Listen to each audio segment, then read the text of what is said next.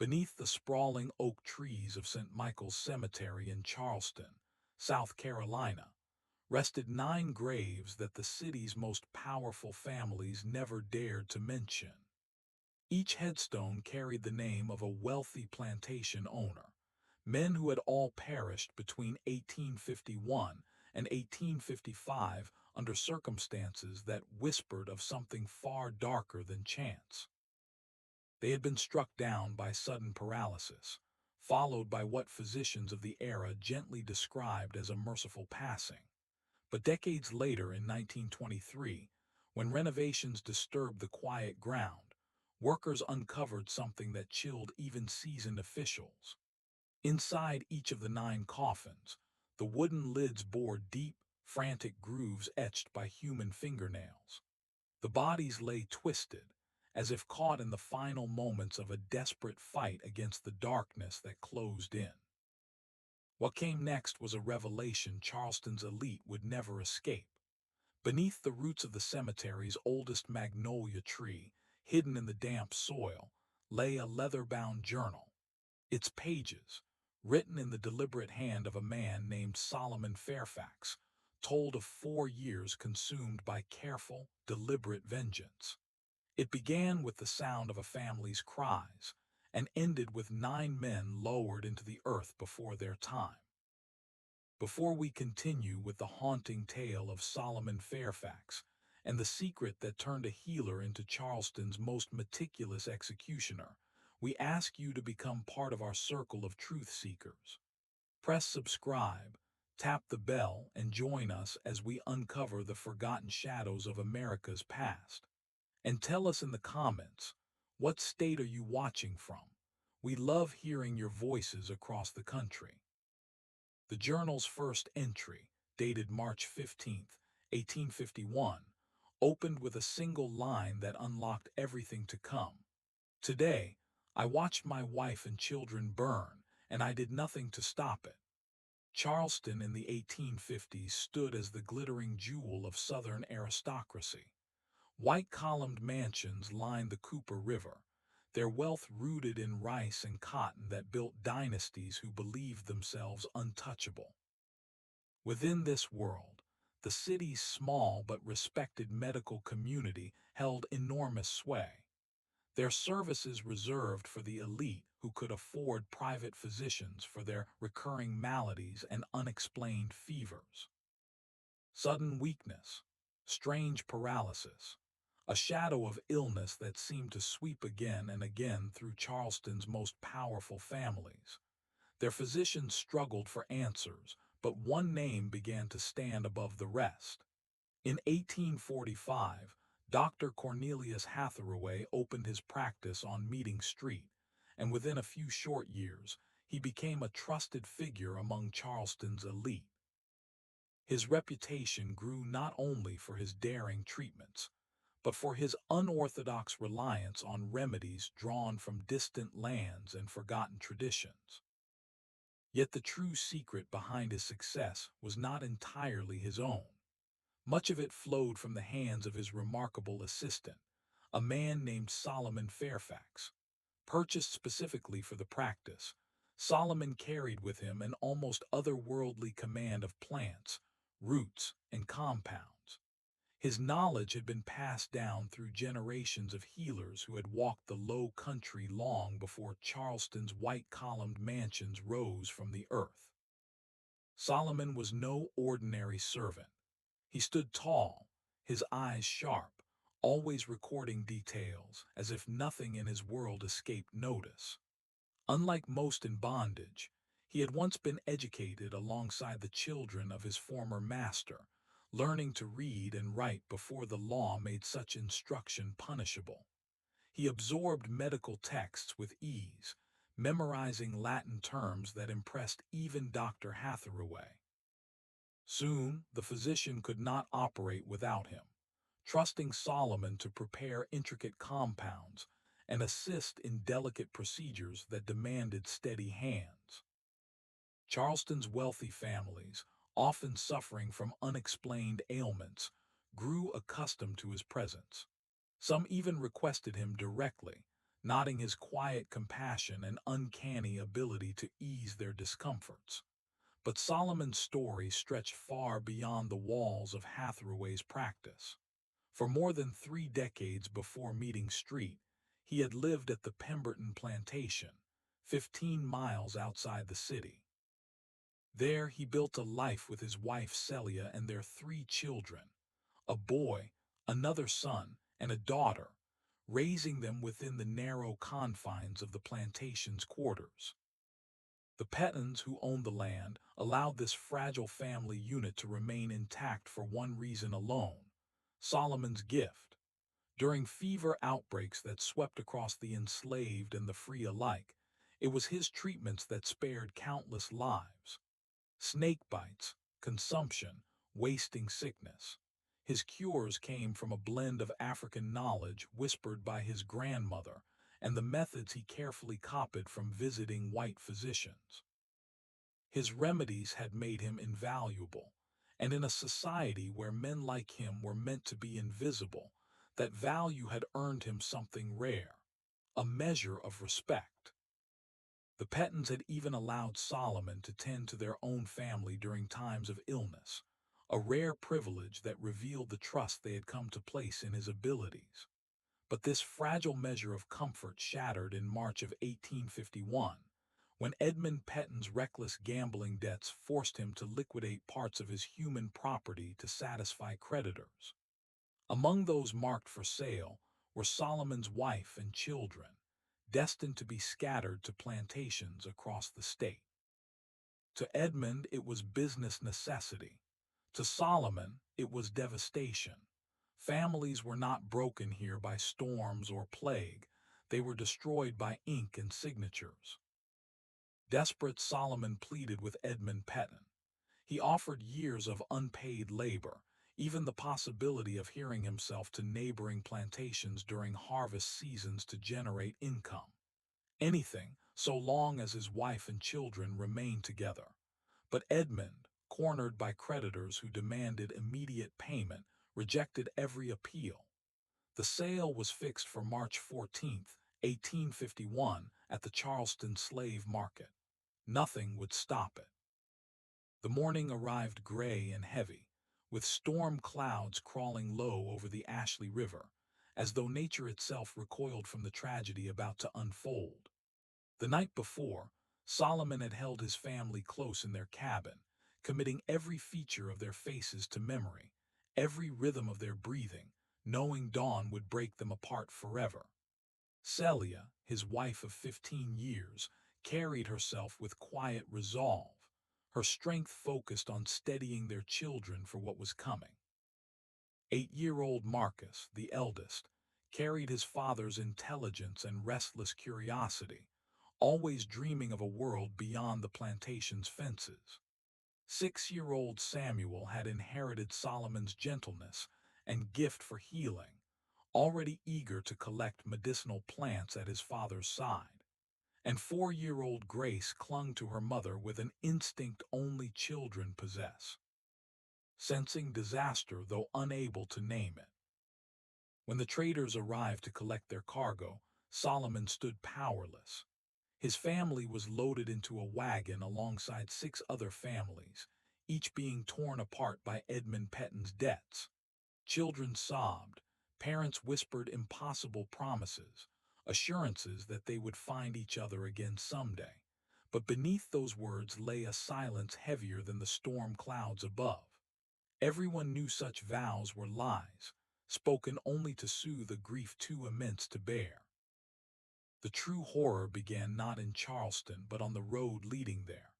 Midway to the city, one of the wagon wheels struck a deep rut carved into the rain-soaked earth, sending the entire vehicle lurching sideways. In the chaos that followed, Celia was thrown from the wagon, her head striking a jagged stone on the roadside. Blood pooled instantly, staining the wet ground. Shackled and frantic, Solomon lunged forward, fighting to reach her, but his chains dragged him back. The traders faced a choice, and the decision they made would burn itself into Solomon's memory forever. They declared Celia a loss like damaged cargo and ordered the wagon onward without her. No physician, no pause, just abandonment. Solomon's cries tore through the storm as he struggled against iron restraints, his grief echoing across the trees. But the other captives pulled him back, knowing resistance would bring lashes, or worse, for them all. When the wagon finally reached Charleston's slave market, the nightmare only deepened. There, Solomon was forced to stand helpless as his children were torn from him, one by one. Marcus, barely 8 years old, was sold to a rice planter in Georgetown, condemned to the deadly task of maintaining waterlogged irrigation ditches where alligators moved silently beneath the surface. Samuel, gentle and curious, was purchased by a cotton grower from the uplands, a man so infamous for driving his slaves to exhaustion that his name carried dread across the region. And little Grace, only 4, was deemed too young for the fields. She was sold to a family in Savannah, vanishing into the endless lattice of households that stretched across the South. Through it all, Solomon's face betrayed nothing. He stood as if resigned, knowing any spark of protest would invite a punishment he could not afford. But inside, something irreparable cracked. The healer who had spent his life easing pain, saving lives, and mending the broken now watched as his own family was dismantled piece by piece by the cold arithmetic of debt and trade. Dr. Cornelius Hathaway, unaware of the storm raging in Solomon's heart, stepped forward. He had heard whispers of Solomon's talent, stories passed between physicians of a man whose knowledge of roots, tinctures, and rare compounds surpassed most formally trained doctors.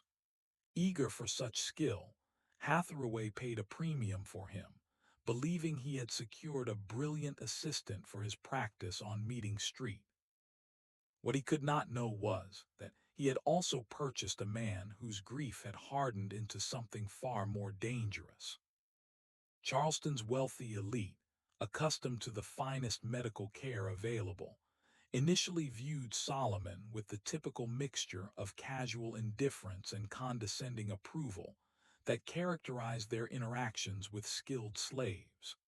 However, his obvious competence and respectful demeanor gradually earned him something far more valuable than their approval, their trust. Every prescription he prepared, every wound he dressed, every whispered complaint he listened to became another thread in the web Solomon was spinning. Behind his lowered eyes and measured words, he was cataloging weaknesses, the coughs that wouldn't go away, the fevers that returned each season, the wives who complained of sleepless nights, the sons who stumbled home reeking of whiskey. The very people who had torn his world apart were now unknowingly placing their lives in his hands. At night, when Charleston streets quieted and the oil lamps burned low, Solomon returned to his leather-bound journal. His entries were no longer simply grief and rage. They were blueprints, lists of names, records of ailments, notes on who was careless, who was cruel, and who, with the right nudge, might crumble. To Dr. Hathaway, Solomon was nothing more than a gifted assistant. To Charleston's elite, he was a curiosity they had learned to tolerate. But to himself, Solomon had become something else entirely, a patient architect of retribution, biding his time inside the very system that had enslaved him. And slowly, silently, the first seeds of his revenge began to take root. A level of trust had begun to form, one that would prove crucial to Solomon's hidden plans. Patients requested him by name, speaking of his gentle hands and his uncanny understanding of their ailments. Yet beneath this quiet praise, Solomon pursued something far darker. With measured patience, he began to trace the lives of every wealthy family who entered the practice.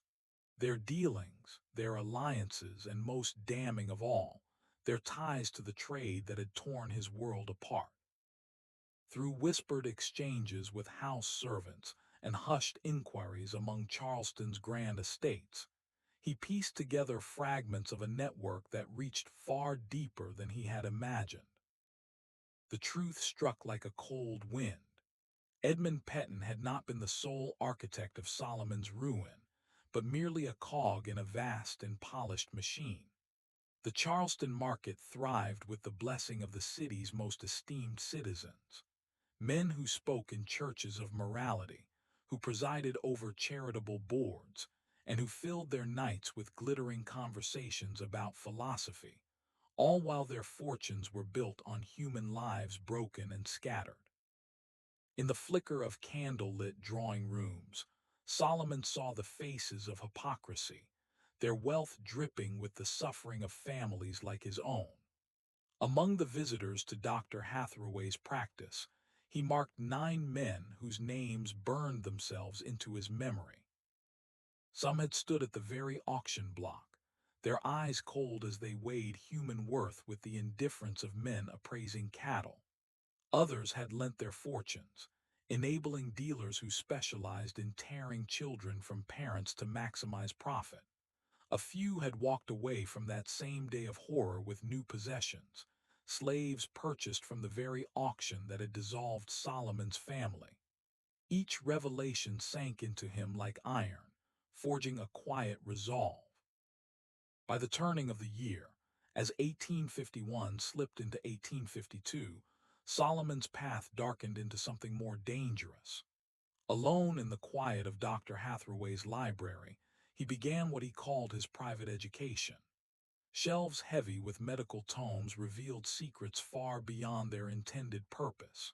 He read of powders that stilled the body while leaving the mind awake, of tinctures that could mimic death, of draughts that stole breath yet did not extinguish it.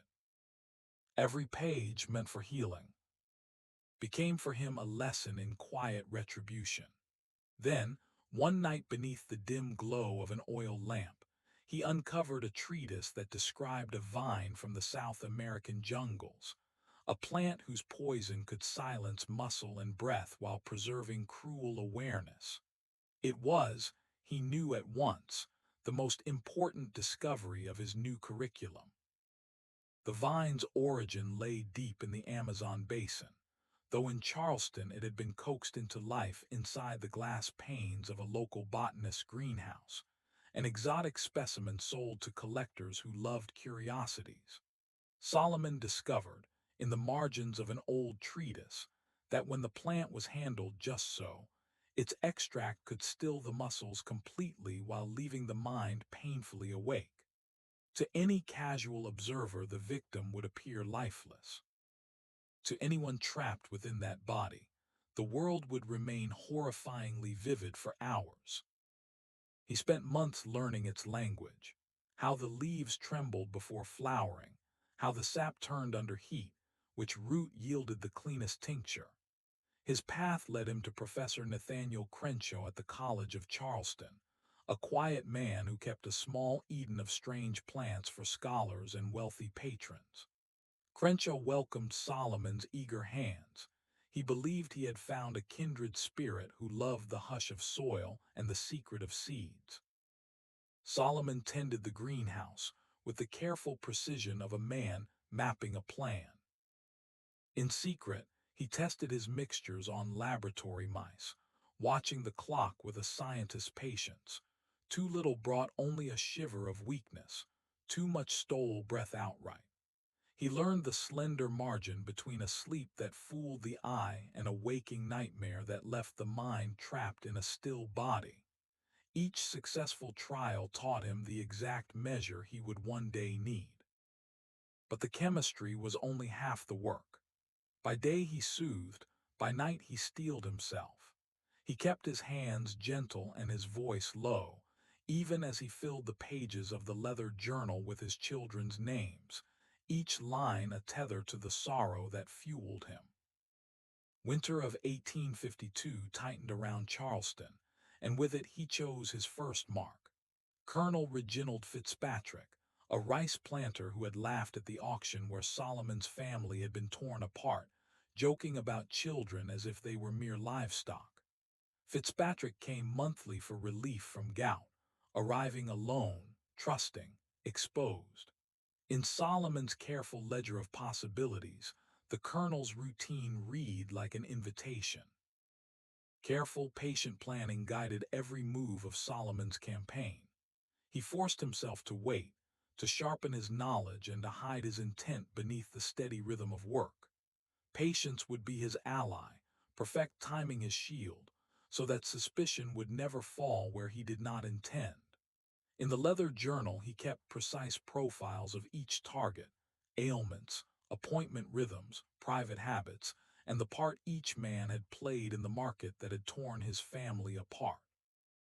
Those notes read like medical charts at first glance, but they mapped a very different kind of treatment, one that would make 9 men feel, in the smallest of rooms and the quiet of night, the same helplessness his children had known. The change from healer into a slow, methodical executor unfolded across 1852 by degrees. Every action had to be flawless. He planned contingencies for chances and missteps, cataloging variables with the same care he once used to mix remedies. His targets were not hidden men on the margins. They were pillars of Charleston society, men whose decline would summon the city's finest physicians, and whose deaths would be dissected by authorities and the press. That reality made subtlety essential, and it hardened Solomon's resolve. To gain the cover he needed, he embedded himself deeper into Dr. Hathaway's practice. He came earlier, preparing the rooms while the city still breathed slow and empty air, and lingered late, arranging tools and supplies until the practice smelled of lamp oil and clean linen. His devotion altered perception. The doctor's reliance on his judgment grew, until Solomon was entrusted with patience and decisions that previously required the physician's hand. That trust would buy him the moments he required, unsupervised hours in which he might bend the course of a life without drawing notice. Refining the paralytic compound demanded a surgeon's steadiness and a scholar's patience. In a cramped shed behind the practice, under the pretense of brewing tonic and salves, Solomon coaxed the vine's secret from leaf and root. The work was exacting and perilous. On more than one occasion he misjudged a measurement and felt numbness crawl across his fingers, a reminder of how thin the line was between illusion and true ending. Each near miss taught him the margin he must never cross. When the formula reached its final form, it was deceptively simple, a colorless, odorless liquid that could slip unnoticed into common medicines. Applied at the right measure, it began to unfold within 30 minutes, a creeping weakness, a fog of disorientation that a casual observer might blame on exhaustion or illness. To anyone watching without knowledge, the patient would simply fade into sleep. But beneath that calm surface, a different, far crueler truth waited to be discovered. To the untrained eye, it would seem like nothing more than a worsening of the patient's existing condition. Yet within an hour, the compound would lock every muscle in place, leaving the victim fully conscious, hearing, seeing, and feeling everything, yet unable to move so much as a finger. The stillness was so absolute that even the faintest pulse or breath vanished from detection. In the dim candle-lit halls of the 1850s, where doctors relied on little more than intuition and touch, such a patient would appear to have slipped away quietly, taken by nature itself. Only someone with secret knowledge of Solomon's creation could recognize the nearly invisible signs of life trapped inside an unmoving body. Solomon's choice of Colonel Reginald Fitzpatrick as the first to taste this fate was both deliberate and intimate. The colonel's routine visits for relief from gout gave Solomon a reliable rhythm, a door that opened predictably each month. His arrogance made him easy to despise, and the walls of his lonely estate offered no watchful eyes, only the silent fear of enslaved servants too terrified to question his passing. Fitzpatrick's fragile heart, long monitored by Dr. Hathaway, offered the perfect veil. A sudden death would raise no suspicion, dismissed easily as the collapse of a man whose health had always been precarious. And so, on the cold morning of December 15th, 1852, the colonel arrived once more, his complaints of unbearable pain echoing in the chamber. Dr. Hathaway was occupied with another case, leaving Solomon to receive him alone. The delegation seemed harmless, routine, yet to Solomon, it was the moment years of secret preparation had been waiting for. With steady hands, he prepared the familiar draft, slipping into it the exact measure of his paralytic. He had mastered the art of calm deception, concealing a storm beneath a physician's mask. For the first time, his role shifted from healer to executioner. Fitzpatrick, unsuspecting and accustomed to Solomon's treatments, drank the mixture without hesitation. Their conversation began like so many before it, but soon the colonel's strength began to ebb. His limbs felt heavy, his breath shallow. Solomon sat close, his voice as gentle and practiced as ever, though his words carried a chilling finality. This moment, etched forever into his memory, marked the beginning of a silent transformation. As Fitzpatrick's body betrayed him, Solomon leaned forward, whispering with a calmness that belied the enormity of what was unfolding. "Colonel Fitzpatrick," he said softly, "I want you to know that. My name is Solomon Fairfax," he whispered, his voice steady as stone. "And you destroyed my family at the slave auction on March 14th, 1851. You laughed when my children were sold. You joked about their worth as breeding stock. Do you remember that day?" The colonel's eyes, already clouded by the spreading paralysis, flickered with faint recognition. Then horror. His lips trembled, but no sound came. The poison had stolen his voice just as it had stolen his strength. He could only stare, trapped in silence, while Solomon continued, his tone calm and clinical, as though delivering a routine diagnosis. "You're not dying yet, Colonel. The draft I gave you has stilled every muscle, but your mind remains untouched. You hear me, you feel me. In an hour, Dr. Hathaway will arrive, examine you, and declare you dead of heart failure. Tomorrow evening you'll be lowered into the earth at St. Michael's Cemetery." Solomon leaned closer, ensuring his words burned into Fitzpatrick's fatting gaze. "But you will not truly die for hours after. You will listen as the shovels strike the earth. You will feel the coffin grow colder. And in that darkness, you will have time to remember every cruelty you inflicted on my children. Only then will you understand terror." The paralysis was absolute now. To anyone else, Fitzpatrick appeared lifeless, his body slack, his breath invisible. Yet Solomon saw the truth, the frantic awareness in his eyes, the desperate flicker of a soul screaming from behind its prison of flesh. He checked the colonel's pulse with practiced hands, noting how faint, how undetectable it had become. 5 minutes later, Dr. Hathaway entered, his footsteps echoing softly in the chamber. He found Solomon standing solemnly beside what seemed to be a body already at peace. Solomon lowered his eyes with measured sadness. "I'm afraid the colonel has passed, doctor. His heart failed as I was preparing his treatment." He went quietly. The physician's examination was brief.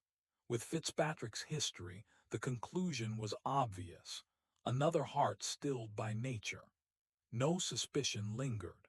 Within the hour, attendants bore the body back to the colonel's grand Charleston estate, where funeral preparations began for one of the city's most feared and respected men. And when the day came, Solomon stood silently among the mourners, confined to the section set apart for slaves. His face betrayed nothing as the coffin was lowered into the earth. Only he knew the truth, that beneath the soil, the colonel's mind remained awake, imprisoned in silence, waiting for the suffocating weight of eternity to descend. As the first shovelfuls struck the wooden lid, Solomon watched the small cloud of earth puff into the air and wondered, was Fitzpatrick still awake beneath that thin barrier? The image did not thrill him. It settled him. A cold ledger closed. Justice, at last, had been entered. That night he opened his journal by candlelight and wrote with the same quiet hand he had always used. Colonel Fitzpatrick had paid for his crimes. 8 more remained. Justice was patient, but it was also certain. The sentence sat on the page like a vow. The weeks that followed crawled with deliberate slowness as he waited for any ripple of suspicion. Charleston hummed with its rituals, condolence dinners, polite eulogies, talk of the colonel's contributions to the river and the rice fields. Yet no one asked the hard question. Dr. Hathaway mentioned the case to colleagues as a tragic, sudden heart failure. Solomon, standing at the practice, remained flawless. No eyebrow lifted. No pair of hands reached for his ledger. Success sharpened his resolve and exposed a cost he had not fully foreseen. The deed had gone according to plan, but watching a man sit inside his own body, while the world moved on, had lodged images in Solomon's mind that would not leave. Sleep became thin and haunted, not from remorse, but from the replayed sounds he imagined Fitzpatrick hearing in those long, immobile hours. The experience had taught him that the mind could be as cruel a witness as any courtroom. Choosing the next name required the same care he had used when measuring his compounds. He could not allow pattern. He must vary intervals, alter apparent causes, and cloak his work in the ordinary fragility of age and disease. His notes settled on Judge Marcus Calverton, a man whose legal rulings had lent the sale of families a brittle respectability. Calverton had not simply watched, he had justified separation with the full authority of his bench.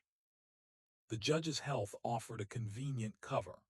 Migraines had plagued Calverton for years, worsening into bouts that left him vulnerable and seeking Dr. Hathaway's care more often than most.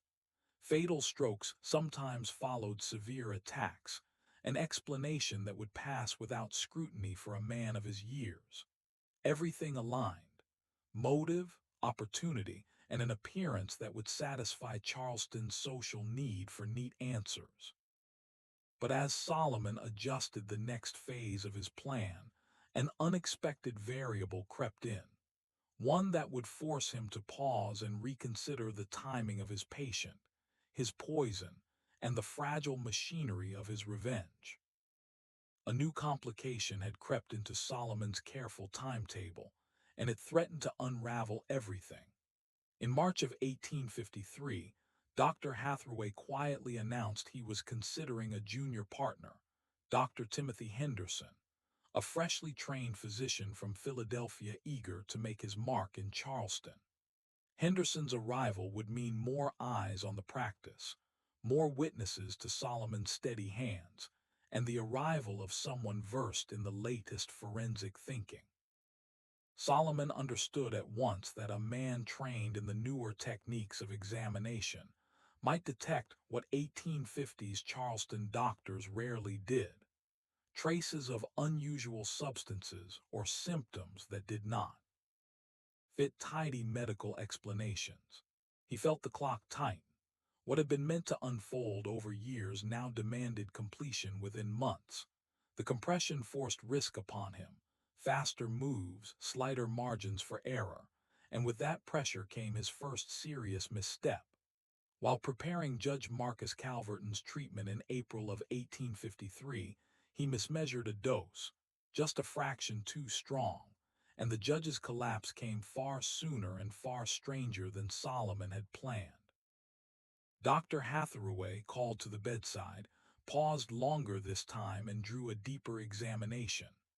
"Strange," the doctor murmured, tracing rigid muscle and the desperate look in Calverton's eyes. For a breathless span, Solomon felt the world narrow to the sound of his own pulse.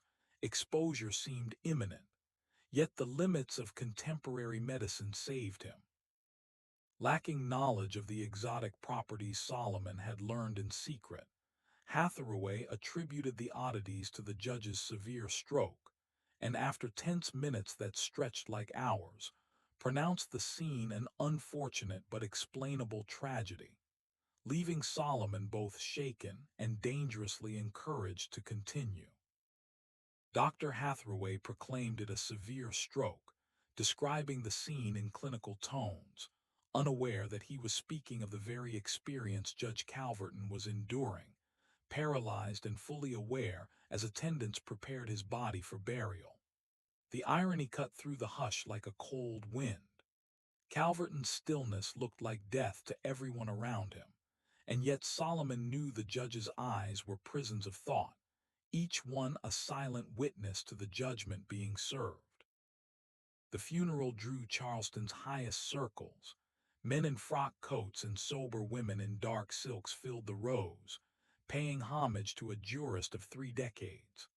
Solomon stood apart in the slave section, the muted scrape of boots and the soft fall of velvet a distant tide. He watched as the judge's coffin sank into St. Michael's earth, only 3 rows from where Colonel Fitzpatrick rested, 2 graves now bound by the same hidden truth. A chill moved through him, not from triumph but from the tightening web of consequence. When the ceremony ended, Solomon noticed a young man at the rear, bent over a small leather book, making careful marks. The note-taker was Thomas Grimby of the Charleston Mercury, a journalist who had begun to whisper about a strange string of prominent deaths, incidents individually rational, collectively suspicious. Grimby's pencil had traced a pattern where others saw coincidence, and the sight of him taking notes felt like a lighthouse suddenly lit on a shore Solomon had hoped remained dark. That night, by the dim light of his candle, Solomon wrote with a hand that did not tremble but felt the narrowing of time. Judge Calverton has joined Colonel Fitzpatrick in experiencing true justice, but I fear that others are beginning to notice patterns that could threaten the completion of my mission. I must work faster, even if it means accepting greater risks. The words read like a map and a warning. He closed the journal and listened to the distant city breathe. Acceleration meant new choices. Where once he had spaced his acts like careful footfalls, he now had to move with the suddenness of a tide. He chose Captain William Dandridge as his third mark, a shipowner who had moved human cargo with the same precise attention he gave to bales of cotton, supervising loading with the steady eye of a man who counted profit above people. Dandridge's hands had handled many lives as if they were freight. For Solomon, that fact made him a necessary point on the ledger. But Dandridge was not a man who came to the doctor with chronic complaints. He was robust, weathered by sea and trade, visiting a physician only for cuts or strain. Solomon could not wait for fate to hand him an opening. He would have to fashion one. The plan required craft, timing, and a new kind of patience, one that moved like a tide toward a chosen shore. His solution lay in the quiet networks that bound Charleston's enslaved community, the kitchen slaves and servants who worked in the grand houses along the Battery, the ones who gathered in whispers behind closed doors. From them he would learn routines and habits, the small vulnerabilities of a life lived between voyages. Their stories would give him the seam he needed to slip his hand through the fabric of Dandridge's day. And so, beneath lamp glow and low voices, a new thread of the plan began to be woven. Through the quiet channels that bound Charleston's enslaved community, small truths traveled fast. Kitchen hands traded notes about their masters in hushed corners. A washerwoman might mention a late-night ledger, a butler the odd route of a merchant ship. From these whispers, Solomon learned that Captain Dandridge planned a dinner on May 20th, 1853, a gathering of the city's shipping elite. The date hung in his ledger like a promise, an occasion where many targets would sit together under one roof. Staff for such banquets were often borrowed from neighboring households, and Solomon's friendships among the kitchen crews gave him a way in. If he could work the serving line, he would stand within arm's reach of Dandridge and his guests. But the city's shadows were stirring in other ways. Thomas Grimby, the Mercury reporter, had begun to pace the rows of St. Michael's, sketching maps of recent graves, annotating medical histories with a journalist's relentless eye. His notes edged closer to a pattern, an alignment of names and dates that could not be dismissed as mere chance. The discovery tightened the noose around Solomon's timetable. If this story sent a chill through you, share it with someone who loves dark mysteries. Hit like and subscribe so you don't miss what comes next. On the night of May 20th, the house on East Bay Street shone like a stage. Crystal chimed, silver caught the gaslight, and 12 of Charleston's most influential merchants settled to discuss routes, tariffs, and the business of human cargo. Solomon moved through the bustle with the patient calm of a man who belonged to the shadows, invited by Martha, the elderly kitchen supervisor who trusted him and had borrowed him for the evening because fever had thinned her usual crew. The dining room buzzed with talk of profit and expansion, while Solomon's presence among the plates and pitchers put him where he needed to be, close to Captain Dandridge, close to men whose names he had already written in his quiet ledger. As he adjusted a serving tray and watched the guests lean forward in conversation, the plan he had refined over years edged toward its most dangerous act. Solomon drifted through the glittering dining room like a shadow no one noticed. His hands moved with quiet precision, refilling glasses, clearing plates, his silence masking the fact that he was listening. Every conversation carried the same chill, men laughing about profits built on suffering, their words stripping human lives into numbers and commodities. At the head of the table, Captain William Dandridge commanded the room. He was broad-shouldered, graying at the temples, his weathered hands a testament to decades at sea. His stories flowed with ease, profitable voyages, the discipline required to prevent rebellion, and the cruel tricks that kept human cargo alive just long enough to sell. To Solomon, every word confirmed what he already knew. This man was not only guilty, he was proud of it. Around the table, others revealed themselves as well, weaving a web of complicity that stretched across Charleston's docks and counting houses. They spoke of families torn apart with the same detachment they used for cotton yields. In that room, Solomon marked more names for the future. His chance arrived with dessert. A rich brandy-soaked cake, plated individually, demanded careful preparation. In the warmth of Dandridge's kitchen, Solomon slipped into practiced rhythm, adding the faintest trace of his perfected compound to the captain's portion. The alcohol masked it, ensuring swift absorption. When the cake reached the head of the table, Dandridge devoured it with delight, praising Martha's skill, even requesting the recipe for his own cook. Minutes ticked by. At first, only a faint dizziness. Dandridge chuckled, blamming the wine, perhaps the heat of the crowded dining hall. But the weight grew heavier, his body less his own. He rose awkwardly, excusing himself, muttering about fresh air.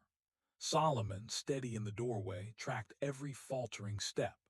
The captain staggered into his study and slumped into the worn leather chair that had long cradled his authority. There, as the toxin gripped him fully, his body betrayed him. 20 minutes later, when others discovered him, the man who had once commanded fleets sat motionless, claimed not by the sea but by the quiet justice Solomon had carried into his home. Do you want me to continue this exact style for the aftermath scene, when guests react and Grimby's investigation deepens, so the flow stays cinematic and unresolved? What Solomon had dreaded now unfolded in the worst possible way. The captain had not died alone in a quiet room.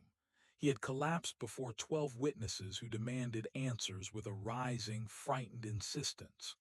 Dr. Samuel Pettigrew, one of the guests, stepped forward and examined the body, the gaslight catching the white of his knuckles as he worked. "This is most peculiar," Pettigrew announced, his voice tight. "Captain Dandridge appears to have suffered a seizure, yet there are no signs of apoplexy or obvious heart failure. The muscle rigidity is extreme, almost as if he had been poisoned." The single word, poisoned, fell like a stone into the polished room and rippled outward, creating the exact kind of scrutiny Solomon had hoped to avoid. Within an hour, two additional physicians arrived to peer and prod, and by morning the death had become talk in Charleston's parlors and counting houses. Before dawn, Thomas Grimby, the journalist who had been quietly mapping the cluster of elite deaths, stood in Dandridge's foyer, asking questions of servants and lingering guests while details were still raw. His notebook filled with observations that traced connections no one else had yet seen. Solomon's presence at the dinner, now a matter of record, tied him to more than one suspicious passing. The net, once invisible, had begun to close. The danger forced Solomon into a choice that carried greater risk than any he had taken before. 6 of his intended targets remained alive, and the tightening attention meant his old methods would soon be impossible. Desperation sharpened into resolve. He decided to strike not one by one, but all at once, attempting to trap multiple men in a single, enclosed moment where his compound could do what it had done before, render bodies still while minds remained awake. The plan read like the map of a storm approaching. He found his chance in a private meeting scheduled for June 15, 1853. 6 of Charleston's most influential slave traders would gather after hours in the offices of Henderson and Associates to finalize contracts for a wide expansion. The timing promised privacy. The room promised confinement. Over 2 weeks, working in the hush of night, Solomon used his access to medical stores to prepare a large batch of the paralytic in secret. Each small vial was measured with the same steady hand he had once used to save lives. Now he had repurposed that steadiness for a different end. The scene was set. Only the final step remained, and with it, the city's fragile silence would be tested like never before. Solomon had prepared the compound in a highly concentrated form, far more potent than anything he had used before. Instead of targeting each man individually, he planned to let the toxin move through the building itself, carried silently by the gas lighting system that illuminated the offices. Henderson and Associates relied on a central gas distribution line, feeding lamps in every corner. By introducing his paralytic into the main line, Solomon ensured that within minutes of the lamps being lit, every man inside would succumb to complete immobilization. The trap was elegant in its simplicity and terrifying in its scale. On the night of June 15th, Solomon stationed himself in the shadowed alley behind the building, watching for the arrivals. At exactly 8:00, the windows glowed softly with the warm, steady light of gas lamps. The meeting had begun, and with it, Solomon's silent mechanism of control. 30 minutes passed, then 60. The building seemed to hold its breath. Finally, using a duplicate key obtained through meticulous planning, Solomon entered the rear, moving into the hushed interior with the careful precision of a man accustomed to observing life frozen in a single frame. The conference room revealed a scene both horrifying and meticulously exact. 6 men remained seated around the mahogany table, bodies rigid and unyielding in the poses they had assumed the moment the paralysis struck. Their eyes were wide and bright, darting as Solomon moved through the room, silent witnesses to their own helplessness. Panic, disbelief, desperation. Each gaze told a story that no words could capture, Yet every movement was trapped behind an impenetrable barrier of stillness. Solomon approached them methodically, his voice calm, professional, almost clinical. He identified himself, and in a steady, measured tone, explained exactly what had happened, detailing how they would remain conscious as hours passed, as eventual suffocation and burial approached. The terror mirrored that which he had once imagined for the men who tore his family apart. Each expression, the wide eyes, the silent pleas, the frantic attempts to communicate, was a testament to the meticulous precision of years of preparation. But the moment that should have marked ultimate triumph cracked with a sudden, foreign sound. Footsteps echoed outside the conference room, deliberate and steady, yet not belonging to anyone on Solomon's careful roster. Someone had entered, someone unaccounted for, someone who should not have been there. In an instant, the careful orchestration of his plan teetered on the edge of disaster. Solomon's careful surveillance had not prepared him for this intrusion.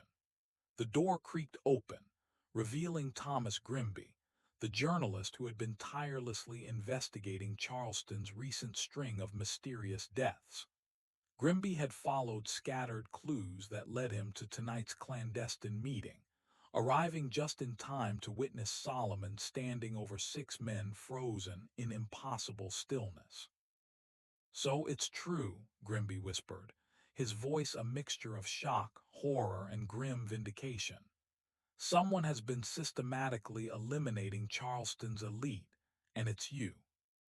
In that instant, Solomon knew all his meticulous planning had unraveled. There was no explanation for his presence, no plausible story to account for the deaths, or rather, the living prisoners, before him. The journalist's investigation had uncovered what the authorities would soon piece together. Someone with intimate medical knowledge and precise intelligence had executed a deliberate campaign of terror. "They destroyed my family," Solomon said, his tone steady, unflinching. "They sold my children like livestock. They left my wife to die by the roadside. This isn't murder. This is justice." Grimby hesitated, the weight of the moment pressing against his dual responsibilities. As a journalist, he was sworn to expose the truth, to uncover wrongdoing without bias.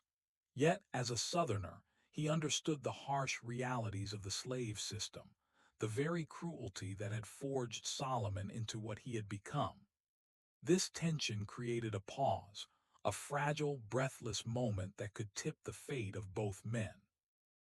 "Those men in there," Grimby said, gesturing toward the frozen figures around the mahogany table. "They're still alive, aren't they? Their eyes, they're moving. You've done something that makes them appear dead while they're fully conscious." Solomon nodded, seeing no point in denial. "They will feel exactly what my children felt when they were torn from their homes. Hours to think, hours to comprehend, just as my family did on that wagon ride to the market." The conversation that unfolded would later be recorded in Grimby's journal, discovered decades later during renovations of his former residence. The journalist found himself trapped between the moral obligation to expose a mass murderer and the haunting understanding of the brutal system that had shaped him. "I can't let you continue," Grimby finally said, his voice steady despite the storm of emotions swirling inside him. Finally, Grimby spoke, his voice measured but heavy with gravity. "But I also can't ignore what drove you to this. Those men, they participated in a system that treated human beings as property. They profited from breaking up families, selling children. In any just society, they would have faced consequences for those actions." Solomon's response carried the quiet weight of a philosophy forged in pain and years of planning. "In a just society, my family would never have been destroyed. Since justice was denied to us through legal means, I created my own justice, using the knowledge their system taught me. The tense standoff was shattered by the faint sound of approaching voices echoing in the corridor outside. Others were coming, drawn by curiosity, duty, or suspicion. Both men realized that within moments the room would be discovered, and Solomon's fate would be sealed. "There's a back stairway," Grimby whispered, his words almost lost beneath the creak of the floorboards. "You could still escape. I could delay reporting this for a few hours, give you time to reach the countryside." But Solomon had long accepted the inevitability of his capture. 9 men had destroyed his family, and he had accounted for 6. The remaining 3 would live to profit from their crimes, and the system that enabled them would persist. "I'm not running," Solomon said, calm, resolute, a quiet certainty in his tone that mirrored every deliberate action he had taken over 4 years. "Let them come. Let them discover what I've done.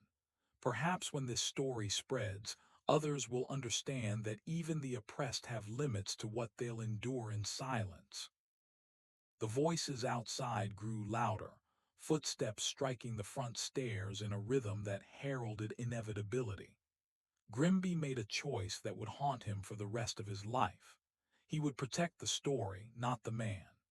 Positioning himself to witness, he ensured that the full account of Solomon's capture and the victim's discovery would be preserved. When Charleston city constables finally burst into the conference room, they were met with a scene that defied immediate comprehension. 6 prominent citizens sat motionless around a mahogany table, appearing lifeless yet showing none of the typical signs of death. And standing calmly beside them was a man, a slave, who made no attempt to flee, resist, or plead. Instead, he offered a complete confession, his voice steady, unflinching, the weight of years of vengeance carried in every word. Solomon's confession unfolded with chilling precision, each word measured, each detail carefully recounted. Recorded by the chief constable and preserved in Charleston's criminal archives, it revealed not only the events of that fateful evening, but the full scope of his campaign of revenge. Every carefully chosen victim, every calculated use of the paralytic compound, every method of administration, every motivation rooted in the horrors of his stolen family. The authorities were provided with a roadmap to solve the string of mysterious fatalities that had baffled Charleston's medical community for nearly 2 years.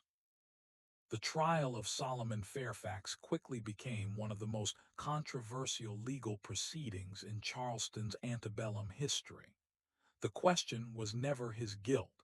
He had confessed, but the moral complexity of the case consumed the city. Could vengeance born from unimaginable loss be justified? Could a man's methodical retribution be weighed against the brutality that had created it? The prosecution, led by District Attorney Charles Rutledge, presented the case as a straightforward matter of murder. A slave who had killed 9 prominent citizens and must face execution to preserve social order.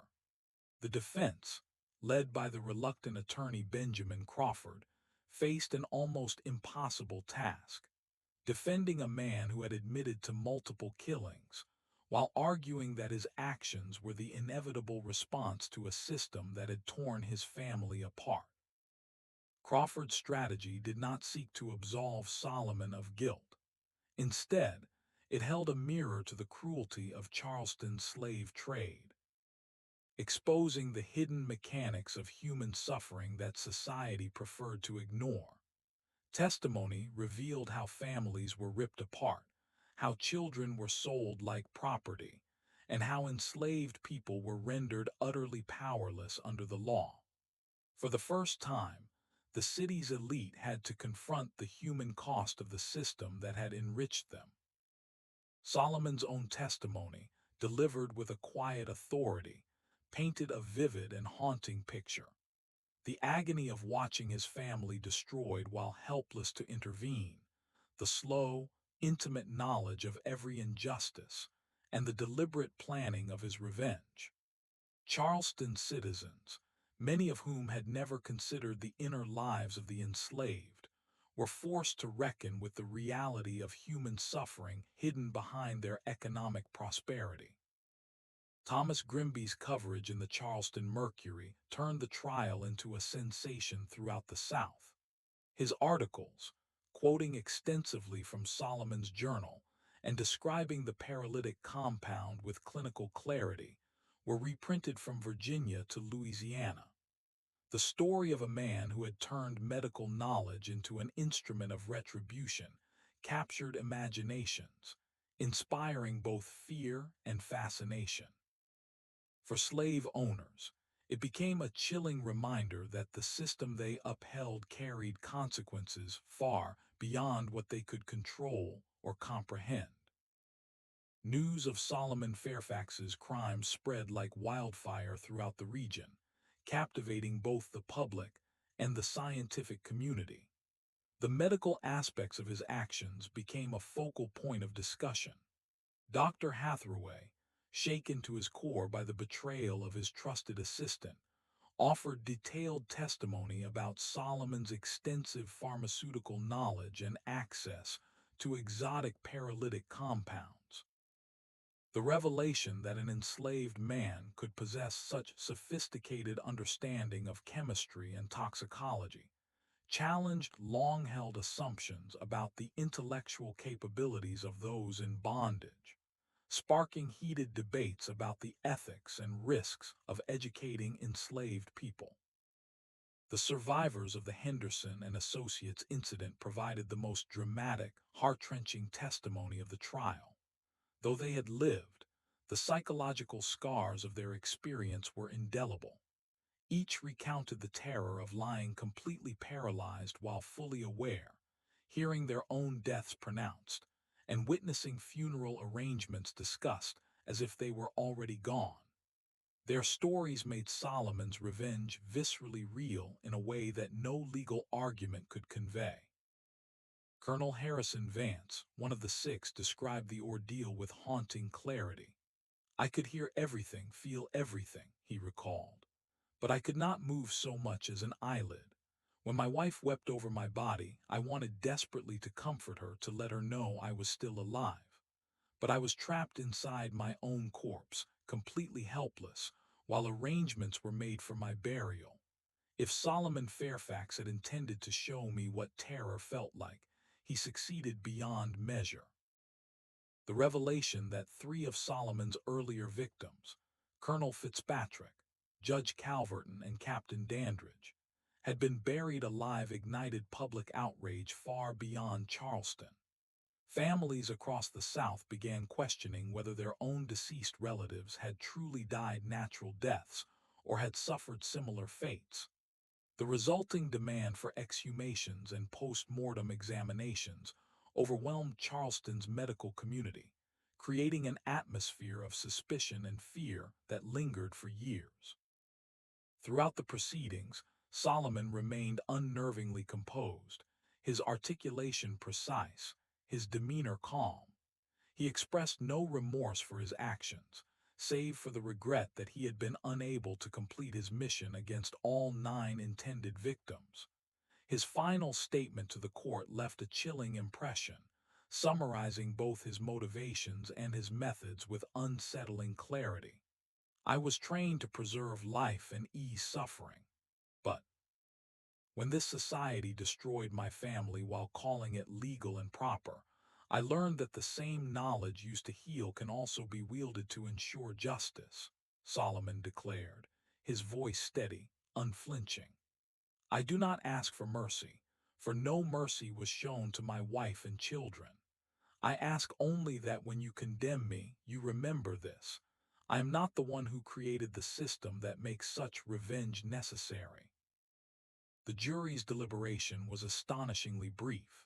In less than an hour, Solomon Fairfax was found guilty on all counts, sentenced to death by hanging, a verdict that shocked no one, given the scope of his actions and the rigid social order that demanded accountability in a slave-holding society. Yet the speed of his conviction did nothing to resolve the deeper, lingering questions his case had raised about slavery, morality, and the humanity of those forced into bondage. On October 15, 1853, Solomon faced the gallows before a crowd of more than 2,000 people, all eager to witness the execution of Charleston's most infamous criminal. He spoke his final words with the same calm certainty he had displayed throughout his trial, captured meticulously by Thomas Grimby, and circulated in newspapers across the South. I die knowing that 9 men have experienced the terror my children felt when they were torn from everything they loved.